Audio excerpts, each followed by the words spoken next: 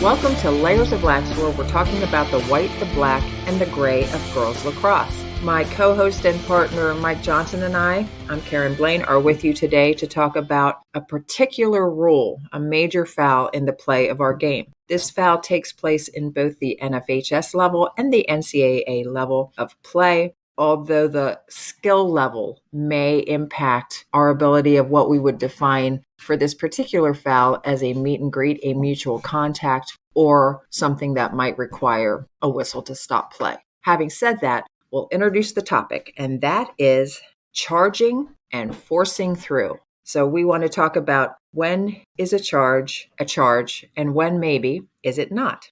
The first thing I'd like you to do, and as Mike and I are discussing this, is really kind of take a deep breath and think about this without bringing into it any of your previous assertions as you think about a charge or forcing through. And we're going to read the definition right out of our rule book first. In the NFHS rule book, it's Rule 10, and in the NCAA book, it's listed under rules. We have charging, charge, barge, shoulder, or back into an opponent, including a player pushing into an opponent's stick. That includes a lot of things when we picture it. It's not just the lowering of a shoulder and pushing through. It's really taking up space. I always think about it as real estate that you are not entitled to, that the defender claimed first. We're going to talk about that in a minute. So we have a defender who has occupied space, and you decide to charge or barge through that space, or shoulder your way through that space, or back into that space, including pushing through with your stick. Now, separate from charging is the definition, also under major fouls for the high school level, of forcing through. While in possession of the ball, try to force the cross through an opposing player's cross. So this is strictly about the ball carrier. And most often, I would say, charges and forcing through are specific to the ball carrier. And I think we can agree to that. But you'll see by the definition of charge, it doesn't contain that. In the definition of forcing through, it does. Now we're going to talk about making that call and how to think about it to elevate ourselves to making more consistent calls so that we're all thinking about this the same way. If we're on a field of play and we are, let's say, a lead official in the CSA, because often this call is made when we're in the CSA coming to goal. Would you agree with that, Mike?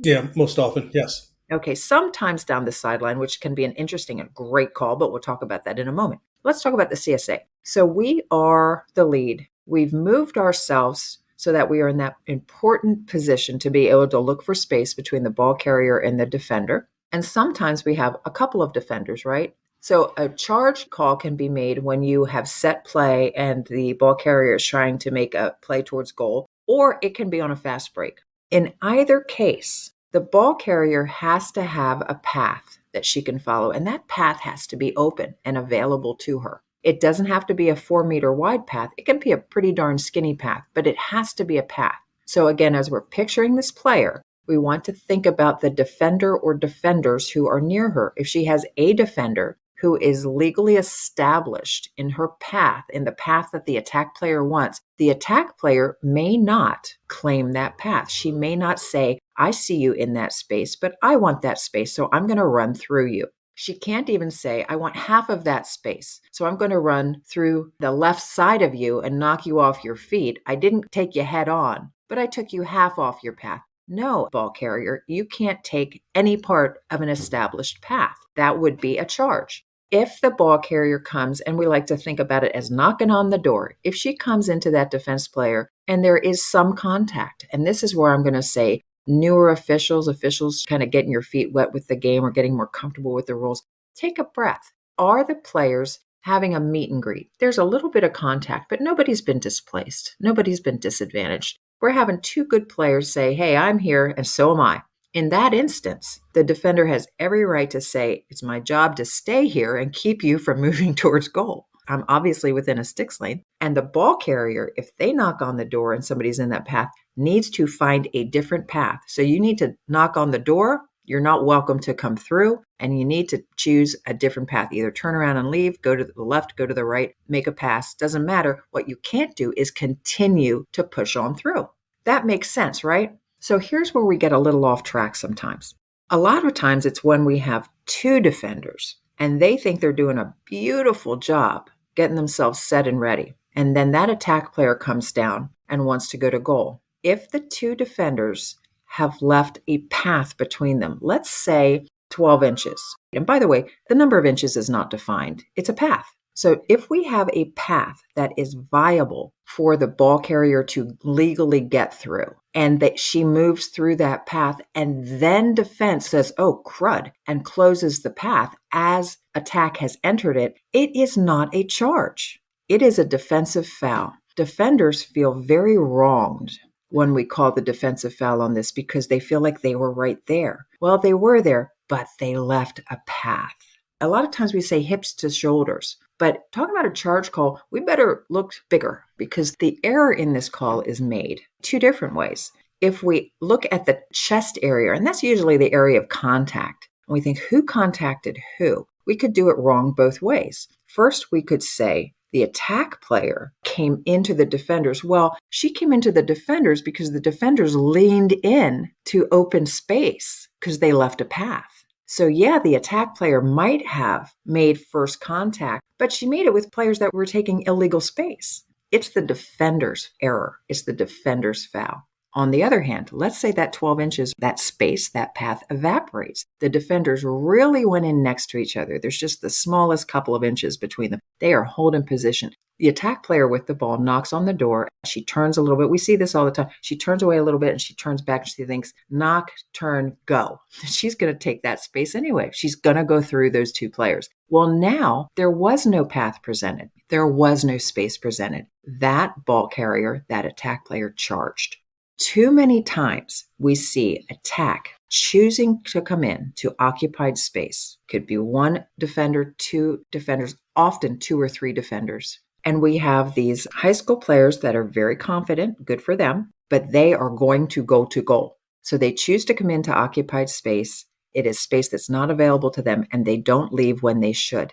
Then we, as officials, sometimes bail them out. When they choose to come into occupied space, there will be a little bit of contact. That's because they're knocking on the door. There is no space available to them. They should leave. When there's a little bit of contact and we have an attack player that goes, oh, gosh, she got me. And we give her an 8-meter hash and we let her shoot on goal. Kind of makes me want to cry.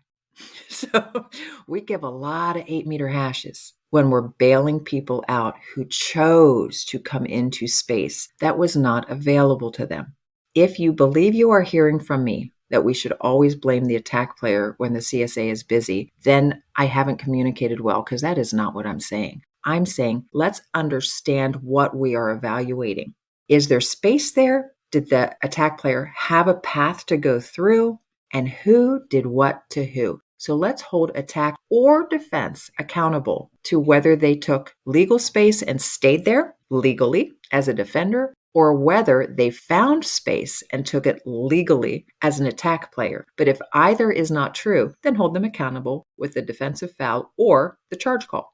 So what I hear you saying is we don't go in with any preconceived notions, any consideration to the attack or the defender. In your opinion, do you think officials, whether they're new or experienced, lean toward giving the attack the benefit of the doubt? I think in high school that can be true. I think as we get into higher levels of play, we see some really great no calls and some really great hold the attack responsible calls.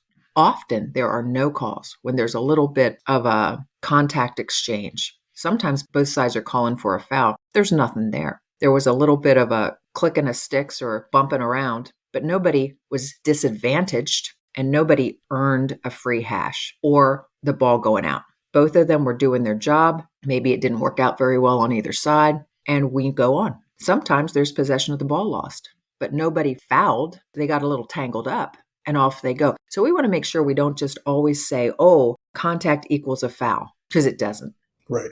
And that's when we have to think bigger. Here's another deal. If defense has their sticks up and attack, is whipping that, cradling that stick back and forth, back and forth, back and forth, and is going to take that slim to nothing path, and she crashes her stick into defensive sticks who are up, they're not moving into her, are they? That is forcing through. That is, while in possession of the ball, try to force the cross through an opposing cross. So now we have forcing through, charge, very similar signals.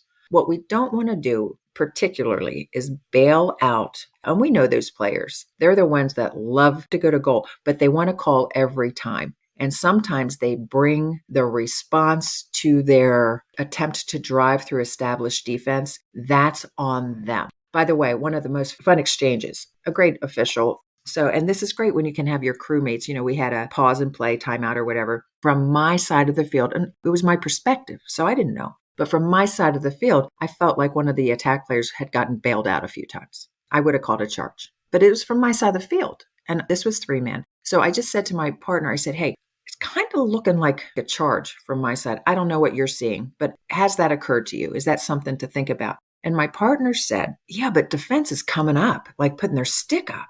And I said, well, okay, but would you put your hands or your stick up if a freight train was about to run you over? I mean, wouldn't any human being try to protect themselves from the onslaught? Are we looking at a defender illegally moving into an attack player? What are we looking at? Who did what to who? So a little later in the game, the player who had gotten several hashes from this play came in again and did her thing. And he did call a charge. And he looked across the field and just smiled at me. And I had to just look away because it was awesome. But when you clean that up, these players who have a habitual signature move to try to draw the foul, they clean it up a little bit. Not today. And I'm not saying if it's not a legit foul, okay, give her the hash, but make sure it is legit. That's all we're saying.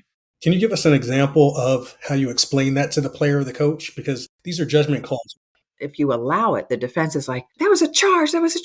And I'll say it would have been, but you allowed a path. You allowed the attack player a path. So I'm watching. But if you allow a path, it's not a charge. Sometimes they'll come back in high school and say, can you explain that to me? What do you mean a path? And then I'll take a minute and I appreciate the question. If I call a charge and they're like, they moved into me. Nope, you had no space available. You had no path. You should have found another path. You did not have one available to you. Just that easy. The other thing I will tell you is let's be really careful. If your lead is where they're supposed to be and very sure of the charge or not charge, and I'm talking deep in the CSA, that we don't have a trail from far, far back coming in and overriding that, coming back with an AP, because I think you'd really have to sell me on a deep trail calling a charge, because that means you're seeing the space in front of the player. So that's something to think about, talk to your partners about, and maybe you saw something from your angle that was clear to you. That's okay too, but this is a trust your partner and trust perspectives kind of thing. So I think that's a good one. What do you think, Mike? Does that help just thought process a little bit? Yeah, absolutely. This is a topic that we can't talk enough about, and there's judgment involved, but I like that you gave us specific steps and a process to go through so we can get more consistent even on judgment calls like this. Yeah, thank you. And the other thing we might want to do is not in a game, not in that moment, but maybe have two of your partners stand next to each other. What does a legal path feel like? What does that look like? Let's think about when defenders are far enough apart to allow somebody through and then they bring in their sticks from the side. It's kind of like a shooting space thing. You can't reach your stick over and take another lane. You can't do that. To properly defend, your body has to be behind the stick. That's your legal real estate. You can't extend right or left with a stick and still say that you are legally defending. You're not. Right. So with that said, we'll put a fork in this one and we're going to move on to another topic as we add additional podcasts to the arsenal. And it was a pleasure. We do want to say, take care of yourself, take care of your crew, as our friend Gordon Corsetti would have shared. And we continue to remember him with great regard. So with that, we will talk to you again. Thank you.